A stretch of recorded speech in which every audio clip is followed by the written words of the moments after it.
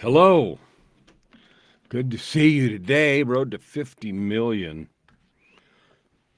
Today we're going to talk about resistance. Resistance has a lot of meanings and affects a lot of people. I imagine it affects you. Resistance, like I want to talk about it today, isn't the electrical thing represented by omega ohms. It's about the pushback we feel in our hearts about doing the things that we want to do. There's several books written by Stephen Pressfield, who's an author that's talked a lot about the artist's journey and doing the work and turning pro and uh, do the work is one of them. One of the names of them, and put your butt or you put your ass where your heart wants to be. I think it's sitting over there. So the first piece of this is you know, what resistance is. Resistance is all the excuses, it's all the reasons, it's all the justifications, it's all the things, mostly internal, that keep us from doing what we feel called to do. And I was looking at the group coaching call that I was having this morning. I read a little piece of one of the books about the idea of resistance and that it really, that it comes from within you. And here's why it focuses directly and clearly and specifically on that thing you want to do most. And in fact, you can tell. People ask me a lot, how do you know what your gifts are? The thing that's hardest for you to do, the thing you make the most excuses about. Resistance unerringly points to that. Without fail, without a doubt, it's like a compass.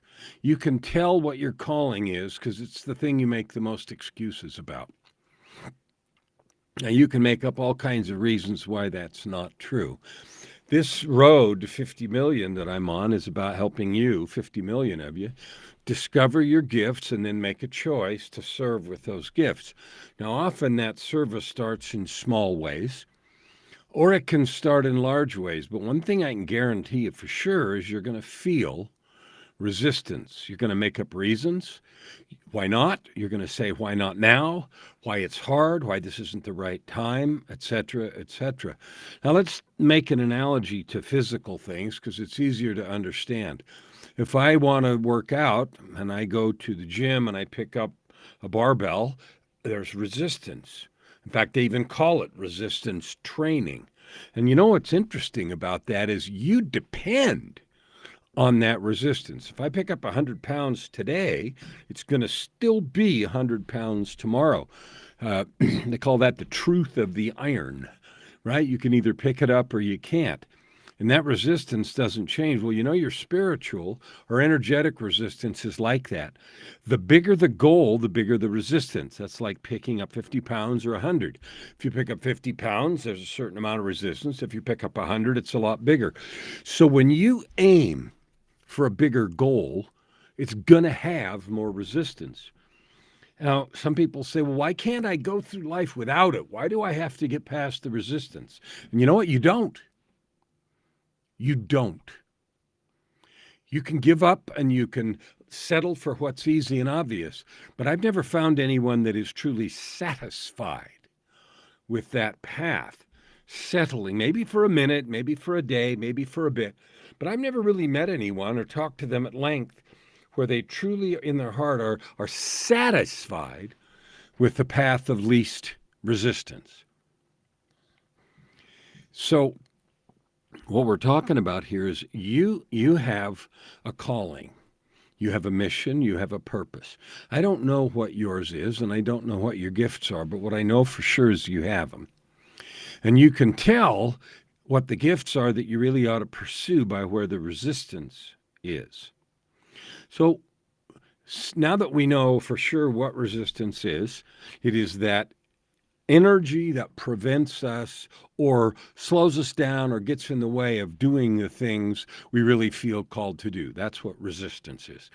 It's the excuses like someone won't like it, or somebody won't like me, or I'll fail and look silly. All those things are the resistance. And one of the things I like about Pressfield's books is he sort of personalizes this thing. He calls it the resistance, like it's a thing, because you know why? It is. And I love his descriptions. And so if you uh, want to read about it, get his book, Stephen Pressfield. He's the guy that wrote The Legend of Bagger Vance that turned into a movie and some other stuff. But he also spent, I think it was 15 or 20 years struggling trying to be a writer before he became a writer. And he writes all about that resistance and driving Uber and cabs and all the different things and about the resistance that he felt. So I want you to look in your life, and I look in mine, resistance that I feel. I felt it a long time for music, and I don't know why, because I started music when I was a little kid. I started playing the piano when I was 5. I played professionally a lot. I've sung professionally a lot, but for some reason, my own internal compass about wondering what people are going to judge about my music was a massive resistance for me. So I did all kinds of other stuff that I was also good at. And I'm sure you might do the same. But the resistance was there, the unfailing, unspoken, uh, invincible, quiet noise. And I say quiet noise on purpose. It's kind of like you've probably seen a movie where someone's talking, and then over there to the side, there's someone in the shadow that's whispering to them. And maybe you in the audience can hear the whisper, and the whisperer is saying all the negative things, all the reasons why what they're thinking won't work. I'm thinking of a scene from Star Trek 6 where they're negotiating something, and there's the Klingon advisor over here saying something about who died because they believed in some altruistic vision. So we're not talking Star Trek here, and we're not talking outer space. We're talking your heart. What is your calling? What thing do you feel called to do? And it might be anything from being the best mom or the best dad you can be. It might be being the best parent. If you're a single parent, it might be being the best spouse. It might be being the best employee at your company. Or it might be serving in a particular way. Maybe you have a book you want to write or a course, or maybe you've had a powerful and difficult experience that you know deep in your heart, or maybe not even deep, everywhere in your heart would be really helpful. I had a beautiful chance, if you shared it, I had a beautiful chance today to interview a fellow, and he's going to be a guest on my podcast, probably in March. I think is when it's coming out. And he wasn't very old. He was 17. And he talked about the different things that had shown up in his life, and it was just all kinds of them. Physical challenges, illnesses, just stacks of stuff. And you know what? Today, he wanted to be a guest on this podcast, partly 2 reasons. One, he has a message to share. I think the message is beautiful. It resonated with me, and I can't wait. I can't wait. Connor Hebert is his name. I can't wait till you hear it. But you know what was more up for him? He wanted to do it because he wanted to overcome his own fear. Because he said, fear is that thing that, you might get to the edge of your zone, what you think you can do, and then just past that. And he was just grasping for words to describe it, but I knew exactly what he meant. So do you. It's that thing that just sort of grips our stomach, our heart, our will, our intuition, everything, and says, don't do that. And then we have to decide at that moment whether we go ahead and do what we feel in our hearts we ought to do, or whether we back off and back away from it. So here's what I know about overcoming that resistance and moving forward with the gifts and talents you have. Because my road to 50 million is helping 50 million people. 50 million, not 1,000, but 50 million people to make a choice to discover their gifts and then to serve with them. Number one, listen to your intuition. Develop your ability to hear it. That means time still, meditation, if you want to call it that, time in stillness or in prayer. Like your gifts are divine. Okay, you can call them whatever you want, but they were given to you by the Creator. So spend some time in that relationship so you can understand your gifts. So cultivate your intuition. Number two, listen. Take time to listen to your intuition. Make some notes about what you're thinking. And then two or three, I don't know where we are, one, two, three, note the resistance. Write down the things that you're hearing or saying to yourself about why you shouldn't do this, all the reasons that it's a bad idea, all the reasons that you might flop and fail, all the things that people might say and they might do. We did that today on the interview. He was this fellow that I was interviewing was very nervous, and he said so. He was sharing it openly with me, and I asked him, "What are you nervous about?" Somebody might laugh at me. And I said, yeah, they might. And does that have anything to do with what you're saying? We came to realize not really. It has to do with whoever's laughing, their lens. Somebody might laugh at you. Somebody might poke fun. Someone might think you're wrong or stupid. They might judge you. They might do all those things. Yes. That's got nothing to do with your message. The only thing, or my message, the only thing that has to do with your message or my message is what we have to say and our willingness to share it. That's it. So I want to acknowledge, I feel it, you feel it, resistance is real.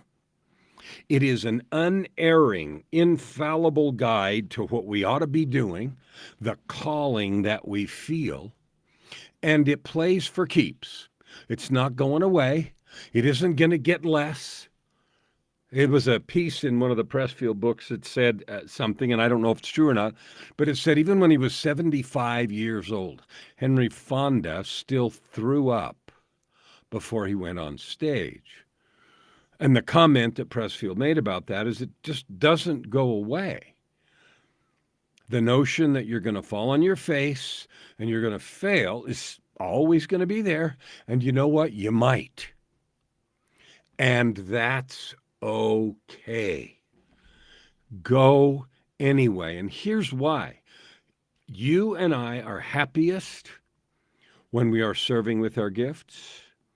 We develop the most when we're serving with the gifts that we have. We are given them to develop and serve and love and serve each other. That's why we have them. They're not just sort of interesting details off to the side. They're the core of our purpose here. Discovering and developing those gifts to love and serve each other is why we're here. That's why the neurotransmitters work the way they do and why we feel all that stuff. So feeling resistance is normal. It's not going to go away. You're going to experience it, and it's an unerring guide to what you ought to be doing. So when you feel that, lean in. Now, often we've made other decisions. People, some of the things I hear, I have too many obligations, I have this to do and that to do. That's all true. I'm not pretending any of that away, and I'm not saying abandon earlier commitments you've made. But understand what you're doing. Say, all right, I have this set of obligations, but my calling is this, and I'm going to start now. Even if I can just do 1% today, and 1 more percent, and 1 more percent. Pretending it away is harmful. Ignoring the intuition and the voice is harmful. Acknowledge it, lean into it, and if you have to work it in 1%, do it. Create a ramp, create a path. Recognize, love it. Rejoice when you feel resistance. Why? Because that means you're in the right place at the right time. When you feel that, ooh, man, I don't think I can, rejoice. That's a good thing. Now, my 50 million is to help you right here, right now. So if I can help you, let me know. I have all kinds of tools and processes to do that, but I can't do it without talking to you. I mean, these general videos are encouraging you, but what they're encouraging you to do is get the intuition, lean into it, and start. I just got an email today from someone directed at coaches who are trying to learn how to coach. And there's a coaching school that someone I know is running. and it's a successful one, and it does good. But you know what I also know? I also know that so many people, they make a reason. Well, it won't work for me. Well, I can't. Anytime, one of the things I say is when you hear yourself or someone else say this, well, you can ignore everything that comes after that. Because everything after that word, well, it's a lie. It's nonsense. That energetic construct, well, that means it's garbage. It's an excuse. If you hear yourself saying it, laugh and realize what you're doing. You're making excuses. You're ignoring your intuition, your divine guidance system. That's what intuition is, right? So today, it's about overcoming resistance. 3 invitations as always. If you are living your ultimate life and serving with your divine gifts, I want to talk to you. I have at least 3 places that I can help you and share your message. Number 2, if you are struggling and you know you ought to do something with your divine gifts and you don't know how, or you need some help getting started, I want to talk to you because that's what I'm here for. Number 3, if you want to help me reach my 50 million, I want to talk. I know you have gifts. I need them. I want you to share with me. You are part of my 50 million, and you are the reason I'm doing this. I'll see you tomorrow on the road to 50 million.